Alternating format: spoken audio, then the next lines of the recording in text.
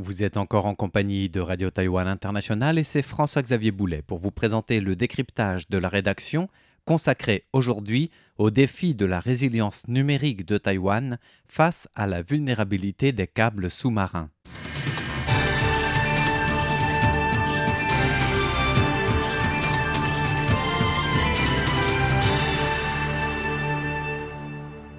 La situation des câbles sous-marins à Taïwan n'est pas seulement un enjeu technique ou commercial ou de communication, mais ces câbles sous-marins s'imposent comme une composante essentielle de la sécurité nationale et de la résilience sociétale face aux pressions environnementales et géopolitiques. À l'heure de notre décryptage, Taïwan compte encore 7 câbles sous-marins en cours de maintenance, pas entièrement réparés. Alors imaginons le temps d'une hypothèse pas si lointaine ou utopique que cela, que tous les câbles qui alimentent Taïwan soient coupés du jour au lendemain. Quel site web du quotidien resterait accessible? Quelle autonomie de fonctionnement et de communication Taïwan saurait mettre à jour?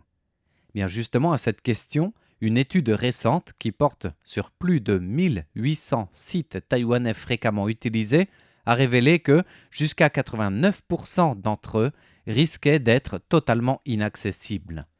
Même si des plateformes comme Google possèdent des centres de données à Taïwan ou sont en train d'en développer, elles pourraient se trouver dans l'incapacité d'accéder aux données du cloud hébergées sur place, et ce en raison de problèmes techniques. Alors les experts soulignent dans cette étude que la clé d'une véritable résilience numérique réside dans la mise en place d'un service entièrement national dont l'intégralité de la chaîne d'approvisionnement se situe à Taïwan, comme meilleure réponse possible, mais pas non plus sans obstacle. Si les câbles sous-marins qui relient Taïwan au reste du monde venaient à être entièrement coupés ou mis hors service, que ce soit par des actions de sabotage de la zone grise ou en raison d'une catastrophe naturelle, les services pourraient-ils encore fonctionner? Et à cette question, l'étude des experts récente sur la résilience numérique nécessaire de Taïwan face à la recrudescence des actes de sabotage ou de maintenance nécessaires des câbles sous-marins se veut non pas alarmiste, mais en tout cas réaliste. Peng Chen, qui est cofondateur de la plateforme du hackathon de résilience numérique gouvernementale, explique par analogie cette situation qui pourrait être caduque.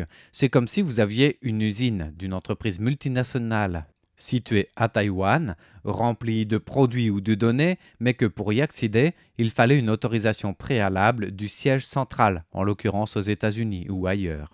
Et sans cette validation, impossible donc d'ouvrir les portes de l'usine. D'où la nécessité de passer par ces fameuses connexions internationales.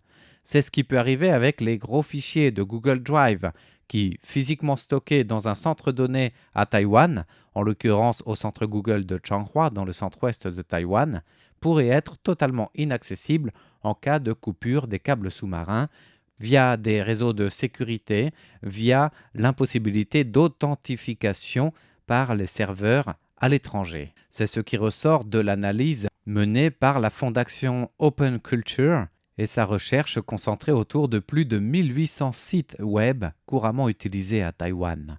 La dépendance aux ressources étrangères est donc flagrante, avec 89% des sites qui présentent un risque d'interruption, avec près d'un site sur deux, 47,8% qui dépendent directement de ressources étrangères, certaines seraient indisponibles, avec 42,2% des sites qui utilisent des services internationaux sur le nuage, donc du cloud, qui sont implantés à Taïwan, mais étant des services internationaux, présentent aussi un risque élevé.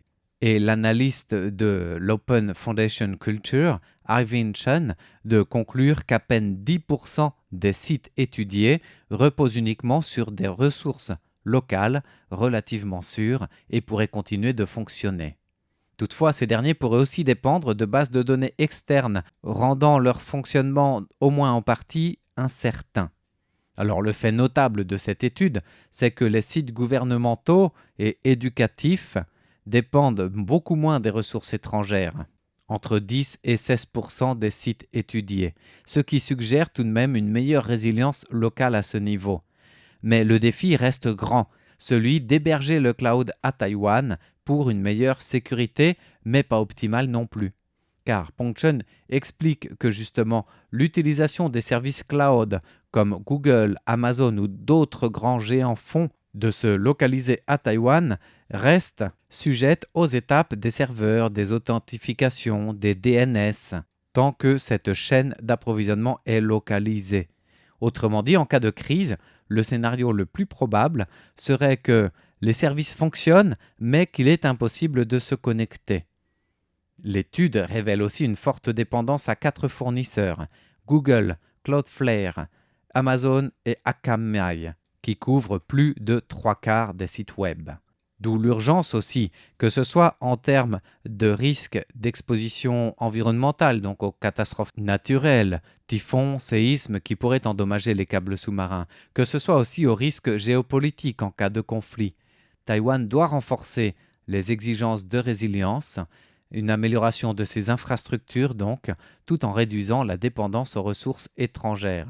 C'est-à-dire, concrètement parlant, que pour éviter une paralysie des communications ou de l'accès aux différents sites, Taïwan doit mettre en place des plans de secours locaux, les tester régulièrement et continuer ses recherches sur la résilience numérique en proposant une chaîne d'approvisionnement entièrement nationale, donc taïwanaise.